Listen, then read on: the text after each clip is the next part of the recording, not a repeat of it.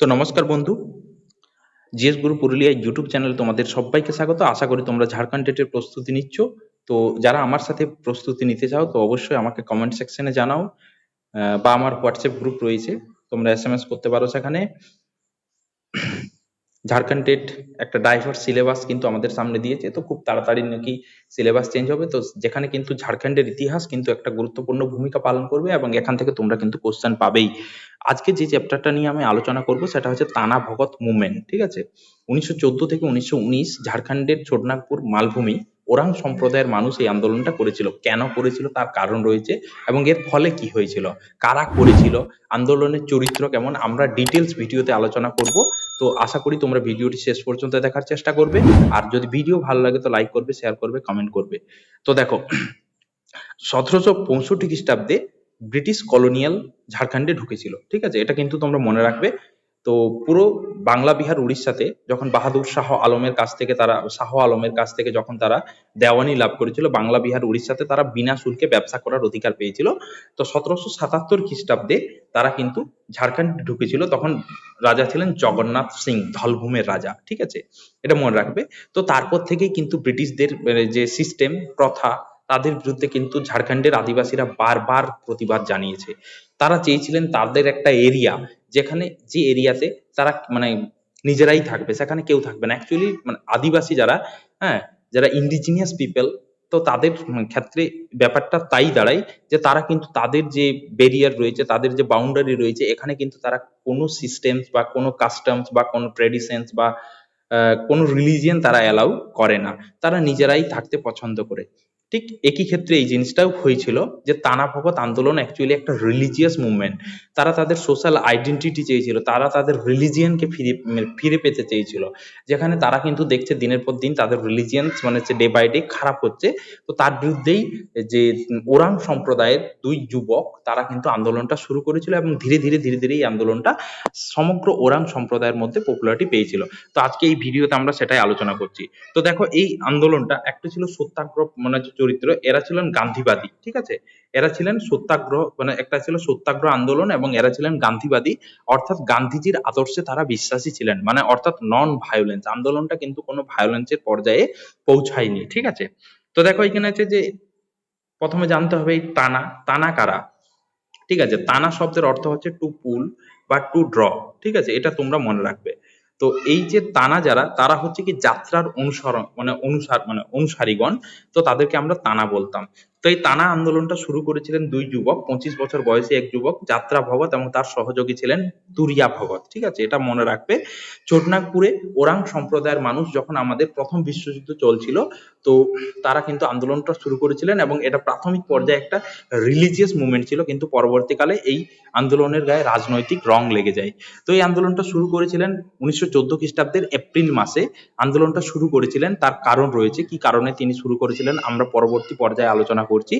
তো দেখো, তো 1914 খ্রিস্টাব্দের এপ্রিল মাসে তিনি শুরু করেছিলেন এবং এই আন্দোলন চলেছিল 1919 খ্রিস্টাব্দ পর্যন্ত।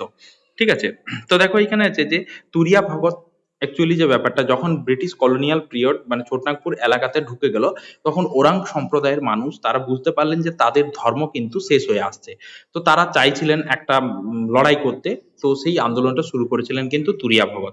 এখানে যে ব্যাপারটা দেখো, এই আন্দোলনটা যে আমাদের যে 1895 খ্রিস্টাব্দে থেকে 99 খ্রিস্টাব্দ পর্যন্ত যে মুন্ডা বিদ্রোহ হয়েছিল, সেই সমকালীন একটা বিদ্রোহ।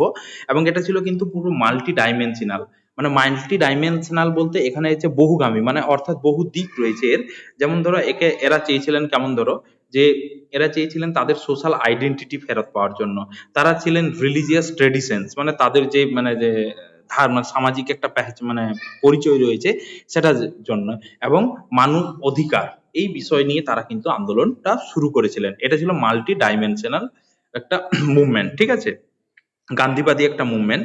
তো দেখো এইখানে আছে 1914 সালের এপ্রিল মাসে যাত্রা ভগত তিনি ঘোষণা করলেন যে তাদের যে দেবতা রয়েছে ধর্মেশ, তাকে একটা আদেশ দিয়েছে যে তাদের ধর্মে কিন্তু ওরাং সম্প্রদায়কে তিনি পুনর্জীবিত করতে চেয়েছিলেন। ঠিক আছে, ফরমেশন করতে চেয়েছিলেন। কেন কি, তার যে ঈশ্বর বা ধর্মেশ তাকে আদেশ দিয়েছে যে তার সমাজ ব্যবস্থায় ভূত প্রেত পশু বলি মদ্যপান ইত্যাদি মানে বহু রকম কুসংস্কার তার সমাজে কিন্তু ঢুকে গেছে। তিনি চেয়েছিলেন এই মানে কুসংস্কারগুলোকে তার সমাজ থেকে দূর করতে, এবং তিনি তার মানে যে ওরাং সম্প্রদায়ের মানুষ তাদেরকে সেটা বোঝাতে সচেষ্ট হয়েছিলেন।